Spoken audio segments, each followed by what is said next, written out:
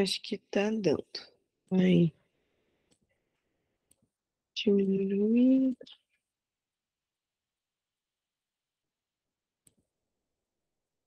Bom dia, boa tarde, boa noite. Qualquer horário que alguém estiver vendo isso. O assunto hoje, então, é pneumonia associada à ventilação mecânica. A nossa proposta com as monitorias de infecto foram colocar assuntos, temas, que estivessem voltados ao ambiente hospitalar, estivessem voltados a uma certa invasão do paciente com dispositivos, e no caso da ventilação mecânica, que é uma ventilação invasiva, a gente tem algumas complicações associadas e a pneumonia é uma das mais comuns, né? Então vamos dar um breve histórico assim do que é a pneumonia. Quando a gente faz um diagnóstico de pneumonia, a gente tem que diferenciar ele entre uma pneumonia da comunidade, ou seja, fora do ambiente hospitalar, ou se o paciente não estava em ambiente hospitalar nos últimos 90 dias, por exemplo, e está em 48 horas dentro do hospital, ainda é considerado uma PAC, né? Fora isso, vai ser uma pneumonia hospitalar, ou nosocomial, como falam. É um aparecimento agudo de sinais e sintomas do trato respiratório inferior e um infiltrado novo em imagem. A gente tem alguns sinais clínicos, como febre, tosse, aumento da frequência respiratória, da frequência cardíaca, que podem nos dar aí algum sinal ali que também está presente no SOFA, né, para sepse, presença de estertores na cuta respiratória, som respiratório abolido, mialgia, podendo ser então uma pneumonia de etiologia, por exemplo, viral, sudorese noturna, coriza. Os grupos especiais são grupos que a gente presta mais atenção em relação à antibiótico terapia e aos critérios de internação também, e dos germes da PAC, que podem ser diferentes nesses grupos especiais. São os hospitalizados em pronto atendimento acima de 48 horas, ou que estiveram num PA, por exemplo, nos últimos 3 meses, asilos, pessoas que fazem antibiótico endovenoso, pessoas em quimioterapia, em tratamento de escara ou diálise, por exemplo, que frequentam clínica. Então, como que a gente vai definir a escolha do antimicrobiano frente a uma situação dessas, ou qualquer situação da infectologia? A gente tem que pensar nos padrões de resistência local, não adianta comparar a resistência do Hospital de Santa Maria com o hospital de outro estado do país, com o hospital de um estudo feito nos Estados Unidos. A gente tem que pensar no foco da infecção, quais são os germes que acontecem nesse foco, se é mais gram positivo, gram negativo. O uso prévio de antimicrobianos também, essa resistência do paciente, se ele é intermediário, se ele é sensível à medicação. Se teve internação recente, ou seja, se ele faz parte de um grupo especial, por exemplo, se tem outras comorbidades, imunossupressão, inclusive alergias nesse caso, e o nosso ponto aqui em questão, que é os dispositivos invasivos. Qual é a diferença entre uma pneumonia hospitalar e uma pneumonia associada à ventilação mecânica? A pneumonia associada à ventilação mecânica, ela está dentro, né, ela é uma subclassificação ali, subtipo da pneumonia hospitalar, porque é uma pneumonia evidenciada após 48 horas do ambiente hospitalar, mas é após as 48 horas do início de uma ventilação mecânica. Então, é um paciente que não tinha sinal, né, de de pneumonia, e aí começou a desenvolver após o processo ali de intubação, da ventilação mecânica. E aí a gente tem que ter critérios clínicos e radiológicos, laboratoriais também, que a gente vai discutir hoje. Então, como que a gente vai estabilizar? Vamos falar um pouquinho dessa invasão, dessas ventilações e desse suporte. A gente ventila um paciente para estabilizar ele, né? Para suplementar o oxigênio e deixar a saturação desse paciente, por exemplo, né, num caso de saturação, acima de 94, dependendo do paciente, se for DPOC, a gente já aceita acima de 90, 89, depende, muda a literatura. A intubação orotraqueal, ela vai proteger essa via aérea se o paciente rebaixar por conta de qualquer, pode ser uma parada cardíaca, pode ser um infarto ou derrame extenso, pode ser uma doença neurológica, pode ser uma sepse, né, que rebaixou o sensório e vai ter que proteger essa via aérea. Então, essa hipoxemia que o paciente que vai acabar acontecendo com o paciente quando ele não consegue respirar por conta própria, precisa de medidas invasivas. E também, né, no caso de, por exemplo, esforço ventilatório, né, a gente também tem que evitar essa piora precoce se a gente vê que o paciente está rebaixando. Então, a gente estabiliza com a intubação e um acesso venoso, né, são as medidas rápidas, assim, via aérea e acesso. Uma via aérea protegida e desobstruída com a ventilação adequada vai um suporte para o paciente. A ventilação mecânica, ela não é um tratamento, ela é um suporte para tratar a causa, né, dessa necessidade da ventilação.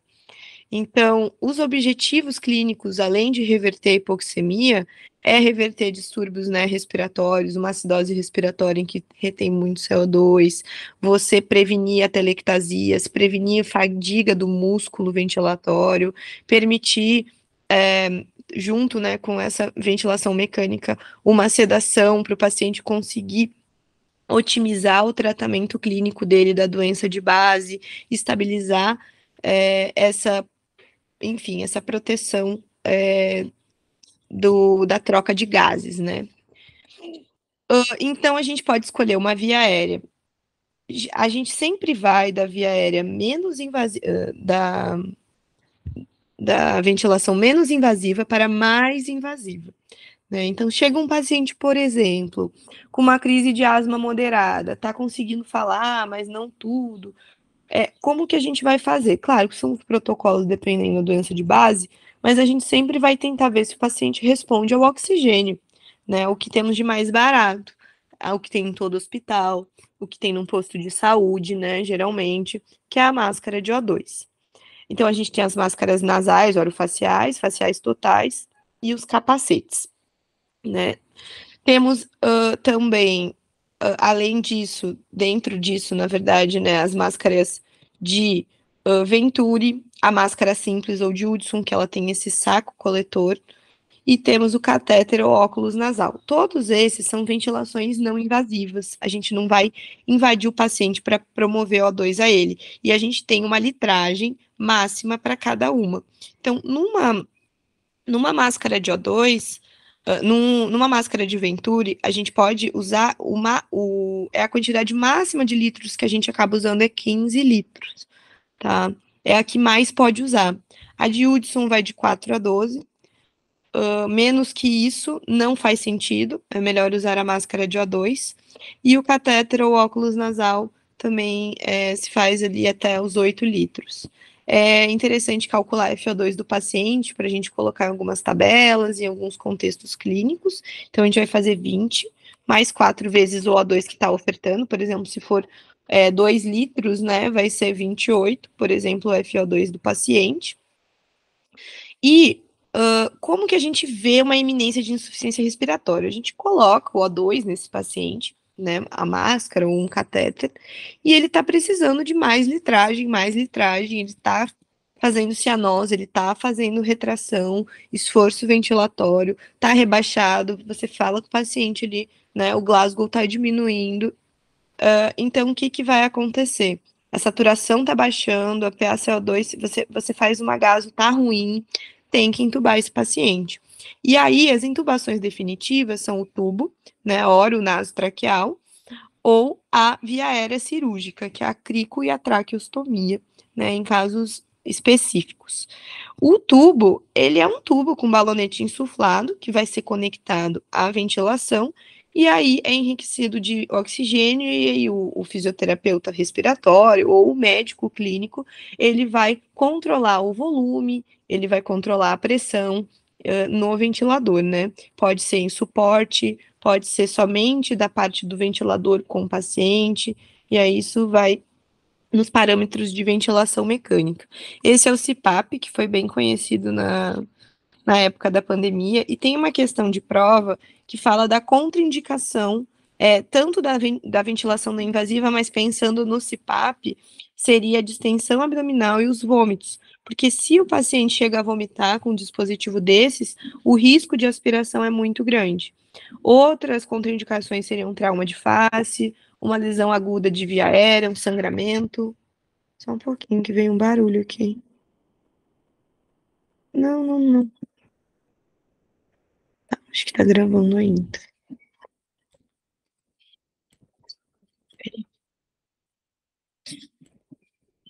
Uhum, beleza.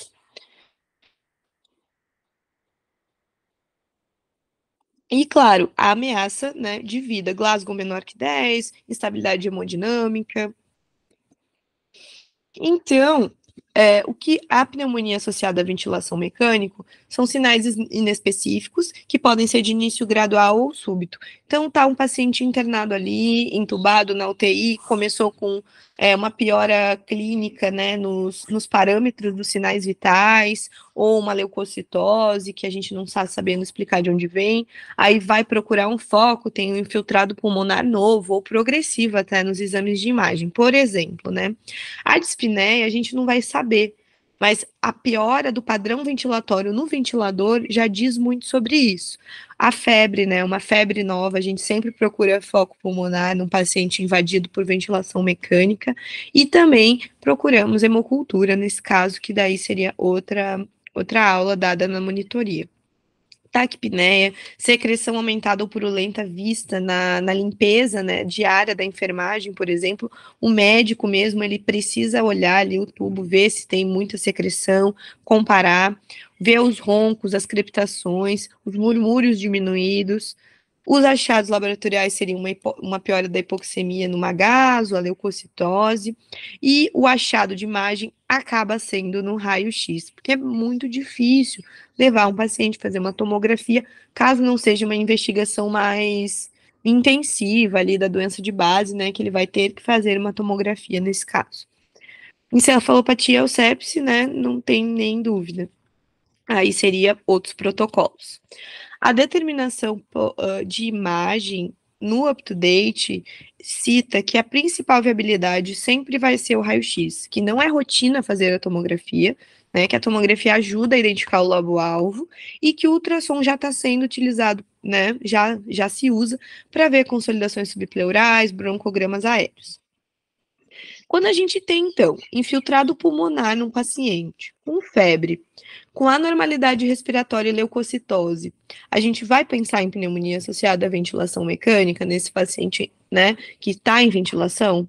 Sim, mas a gente também tem que pensar que esse paciente está numa nutrição e ele aspirou, que esse paciente pode estar desenvolvendo um TEP por estar acamado muito tempo, uma embolia pulmonar, que esse paciente está com síndrome do desconforto respiratório agudo, que está acontecendo uma hemorragia pulmonar, por alguma iatrogenia, enfim, ou alguma outra causa, uma contusão pulmonar, em contexto de trauma, por exemplo, um tumor infiltrativo, e outras causas mais raras, né? Pneumonite por radiação, toxicidade por fármacos de uma quimioterapia, por exemplo, imunossupressores, ou uma pneumonia criptogênica, vasculite, aí a gente vai para as, né, bruxarias, assim. A coleta de amostra e a hemocultura. Sempre antes de começar um antibiótico num paciente, né, até no contexto da ITU, por exemplo, mas nesse contexto, a gente, num paciente hospitalizado, a gente vai pedir, então, a amostra respiratória e a hemocultura antes de começar a antibiótico terapia, né, no mesmo dia, mas antes, a amostra. Então, para a PAV, né, ela não pode ser confirmada ou excluída até que a cultura esteja completa. Isso leva 3 dias, até às vezes mais um pouco, né? E as especialistas, segundo o UpToDate, eles discordam, né, entre fazer uma amostragem invasiva e uma não invasiva. Eu vou mostrar para vocês as duas, mas assim, depende muito do paciente, por exemplo, aqui no contexto do USME. tá?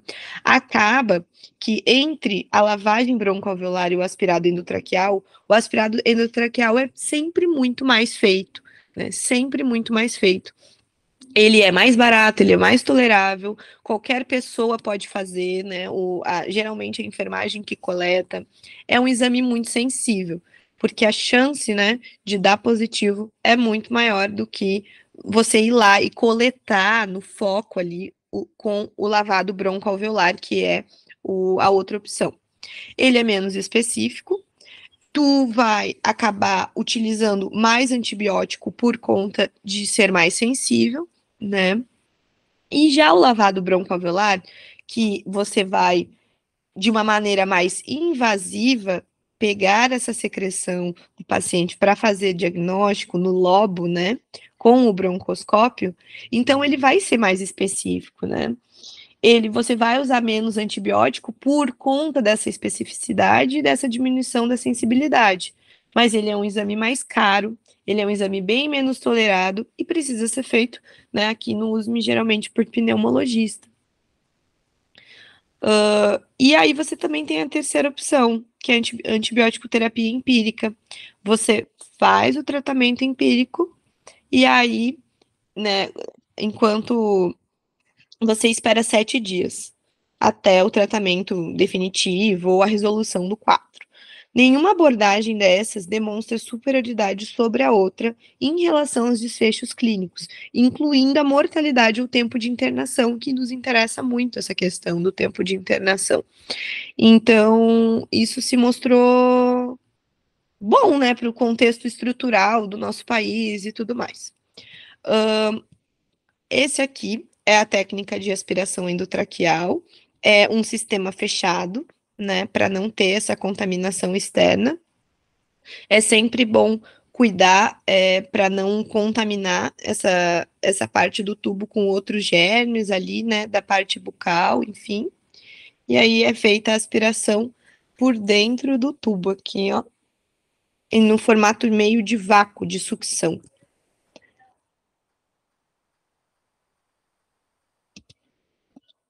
Sobre as culturas, então.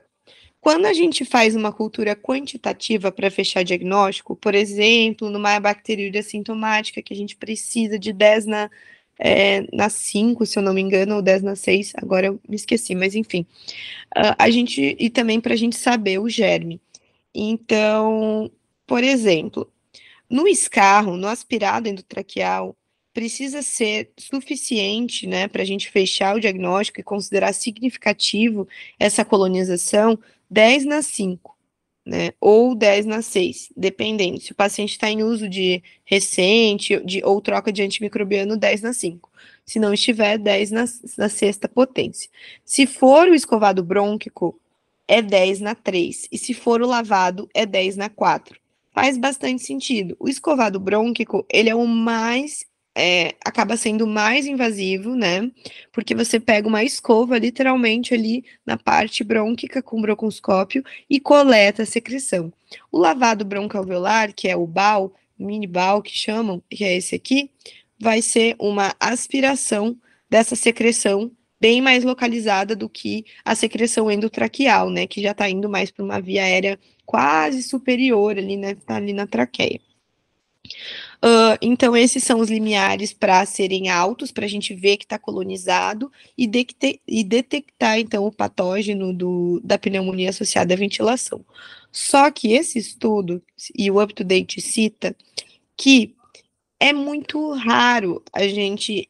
E cita também qual é a relevância da gente descobrir esse patógeno em relação ao paciente versus relação ao ambiente hospitalar que a gente está, né? Ou seja, conhecer o ambiente hospitalar, o papel da CCIH se faz muito importante nesse contexto, muito mais do que a gente, né, virar o paciente do avesso, descobrir o germe.